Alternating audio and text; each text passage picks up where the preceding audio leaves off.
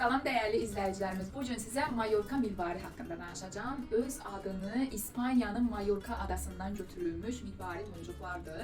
Deyim ki, İspaniyada bu xüsusi texnologiya ilə hazırlanmışdır və o adanın adını daşıyır bu muncuqlar. Xüsusi bir nüvənin üzərinə müxtəlif bir neçə qatın çəkilməsi nəticəsində yaranan süni mirvarilərdir. Öz gözəlliyi ilə, öz rəngarəngliyi və öz parlaqlığı ilə digər muncuqlardan seçilir. Həm də davamlı və çox istifadədə, çox xarab olmayan muncuqlardır. Mallorca mirvarilər zərgəlikdə də geniş istifadə olunub. Bizim mağazamızda da xüsusi bir bölməni ayırır Mallorca mirvarilər. İstəsəz bizim mağazamızda hər cürə boyunbağı, hər santında və hər boyda, hər ölçüdə mirvarilər mövcuddur. Mallorca mirvarini sizə təxmini fərqini göstərim təbii mirvaridən. Baxın, əlimdəki bu şəkildə Mallorca mirvaridir, onun bir dənəsidir.